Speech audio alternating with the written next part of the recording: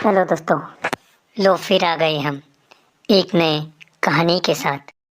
आखिर जंगल की गहराइयों में ऐसा क्या हुआ जिसने भोलेनाथ को खुद वहां आने पर मजबूर कर दिया।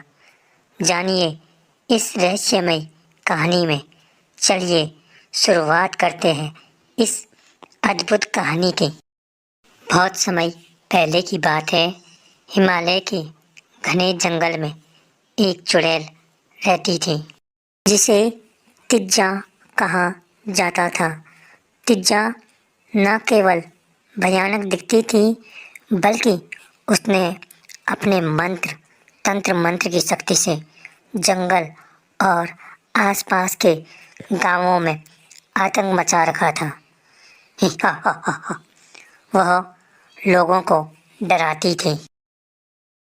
गांव के लोग तिज्जा से इतना डर गए थे कि उन्होंने जंगल जाना ही बंद कर दिया। उनके खेतों में काम रुक गया और जंगल से मिलने वाली ज़रूरी चीज़ें भी बंद हो गई। आखिर अब वह करें तो करें क्या। धीरे धीरे गांव में भूखमरी होने लगा। गांव वालों को समझ ही नहीं आ रहा था कि वे इस मुसीबत से कैसे छुटकारा पाएंगे। तब गांव के एक बुजुर्ग ने सुझाव दिया कि हम लोगों को भोलेनाथ की शरण में जाना चाहिए। केवल वही हमें इस संकट से बचा सकते हैं। अब गांव वालों ने भोलेनाथ से प्रार्थना की, हे प्रभु हमारी मदद कीजिए। हे भोलेनाथ हम मुसीबत में हैं, कृपया करके हमारी मदद करें।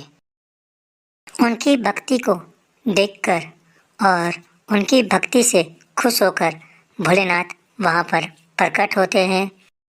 अब गांव वाले भोलेनाथ को प्रणाम करते हैं। प्रणाम महादेव। अब भोलेनाथ गांव वालों से कहते हैं, डरो मत, मैं तुम्हारे कष्टों का अंत करूँगा।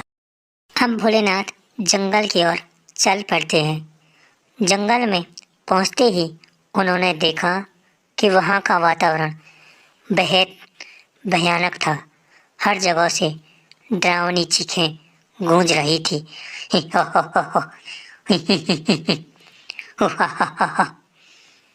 तिज्जा ने जैसे ही भोलेनाथ को जंगल में आते देखा वह गुस्सा हो गई। उसने अपने मंत्रों से महादेव को परेशान करने की कोशिश की, लेकिन भोलेनाथ शांत खड़े रहे। भोलेनाथ पर चुड़ैल के मंत्रों का कोई असर नहीं हो रहा था। तिज्जा गुस्से में वहाँ पर प्रकट होती है और महादेव से बोलती है, तुम कौन हो जो मेरे जंगल में बिना अनुमति के आए हो? क्या तुम्हें मेरे बारे में नहीं पता कि मैं कौन हूँ? भोलेनाथ ने मुस्कुराते हुए कहा, मैं महादेव हूँ। मैं यहाँ इस जंगल और गांव वालों की रक्षा के लिए आया हूँ। तेरे आतंक का अंत अब निश्चित है। अब तिज्जा ने अपनी सारी शक्ति से भोलेनाथ पर हमला किया। उसने भयंकर राक्षस को बुलाया। भोलेनाथ ने उन राक्षसों का अंत कर दिया। तिज्जा ने जब देखा कि उसकी सारी शक्तियाँ भोलेनाथ के सामने बेकार हैं, तो उसने कहा, हे महादेव, मैं आपकी शक्ति को पहचानने में असमर्थ रही।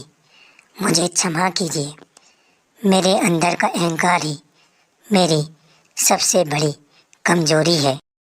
अब भोलेनाथ ने कहा, तिज्जा, आपने अपने शक्तियों का उपयोग बुराई के लिए किया है, लेकिन हर किसी को सुधरने का एक मौका मिलना चाहिए।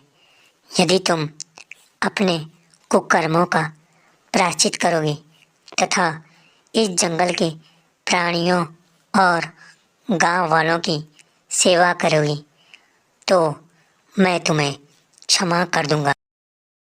तिज्जा ने वचन दिया। हे महादेव, मैं वचन देती हूँ कि मैं अपने बुरे कर्मों को छोड़ दूंगी और लोगों की मदद करूंगी। अब भोलेनाथ तिज्जा को आशीर्वाद दे देते हैं। तिज्जा ने अपनी बुराई का अंत कर दिया। वह जंगल की रक्षक बन गई। गांव वालों ने भोलेनाथ का धन्यवाद किया। दोस्तों, इस कहानी से हमें यह सीखने को मिलता है कि अहंकार और बुराई का अंत निश्चित है।